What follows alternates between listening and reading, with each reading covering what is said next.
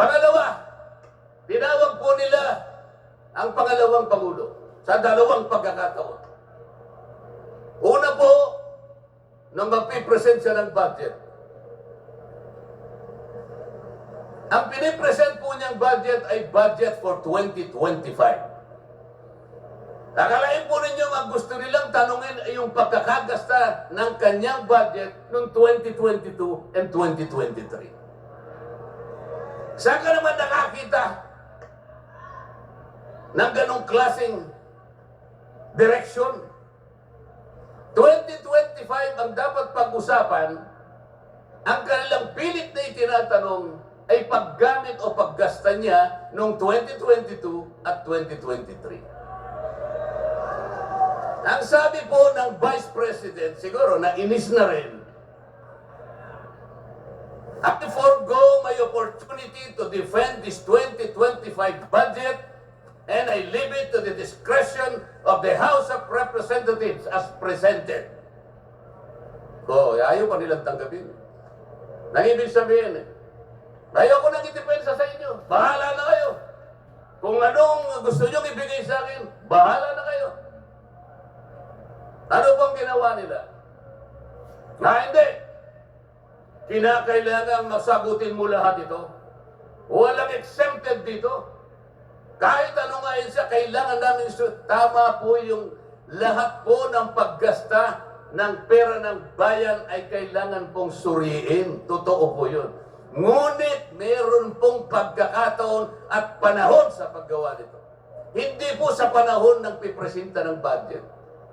So ang ginawa po nila, tinawag uli ang pangalawang Pangulo sa isang pagdinig sa isang committee na kung tawagin ay Committee on Good Government. Alam po ninyo yung pagsisimula nila para magkaroon ng katwiran na masagpi na ang Vice President? Kinasangkapan nila yung isa sa amin, isang representative sa Maynila, tumindig at nag-privilege speech. Yung subject matter po ng kanyang privilege speech ay kaugnay po ng budget na pinagtatalunan na po sa plenaryo at sa committee. Sa tuntunin po ng House of Representatives, no one should avail of the privilege hour if the subject matter is related to a pending bill. Nandun na po yung bill sa baba. Pinagsalita pa po yung isa. Nung banggitin ko po ito, nire-raise ko po, sabi ko, wala pong katwiran ito. Kailangan po tindigan ninyo, sundin ninyo ang ating tuntunin. Kapag hindi tayo sumunod sa ating tuntunin, sinong maniniwala sa atin na tayo may karapatang gumawa ng batas para sa ikabubuti ng ating bansa?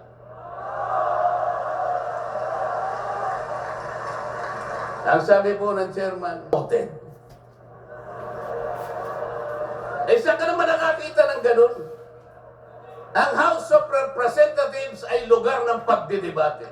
Doon masusuri kung sino ang may katwiran. Kung hindi magsasalita ang chairman. At pagkatapos po, sinabi ko pa, bakit baka ako, dahil lamang sa isang manifestation ng isa sa amin, ginawa na naman ninyong isang motu proprio action. Yung motu proprio po ay, ibig sabihin, ang komite sa kanyang sarili ay pwedeng mag-imbestiga sa sarili niya. Pero ginamit nila yung manifestation ng isa sa amin. Mali na naman po yun. Hindi po dapat ganun. Nung i-raise ko po yun, ayaw na naman po nilang pumayag. Samantalang ako po, I delivered a full privilege speech. DepEd din ang pinag-uusapan nun. At ang ni-raise ko po ay yung katiwalian involving more than 3 billion pesos covering 3 annual audits of the Commission on Audit. Kahit na full privilege speech, hindi man lang po ni-refer sa committee.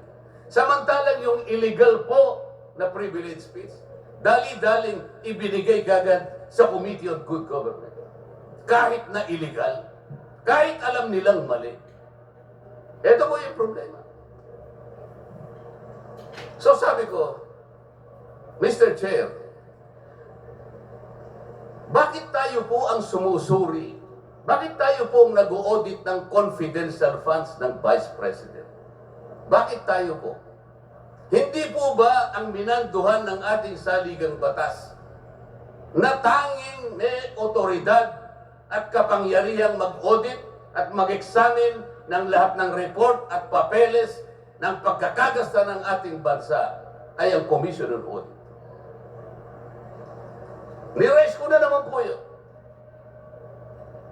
Ayaw pong sumagot ng chairman. Ang pinasasagot po sa akin ay yung hindi abogado. Sabi ko, Mr. Chair, nilapitan ko po sila. Mr. Chair, huwag naman pong ganito. Ilagay naman po natin sa konteksto at sa regulasyon ng ating ginagawa. Tinatanong ko po ay isang constitutional issue. Bakit ang pasasagutin mo sa akin ay hindi man lang abogado? Huwag mo naman akong insultuhin.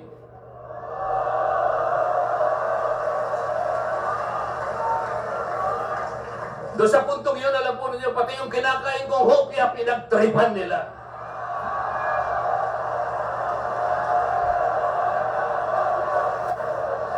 Ang Iglesia ni Cristo ay hindi po laban sa impeachment, sapagkat ang impeachment ay itinatadhana sa saligang batas. Ngunit, kung ang paraan ng pagsasagawa nito ay wala sa batas at wala sa tuntunin, ito na naman ay pagmumulan ng kaguluhan, pagmumulan na naman ng pagkakabahabahagi ng ating bansa. Ito po ang gusto nating iwasan. Ito po ang gusto nating iwasan.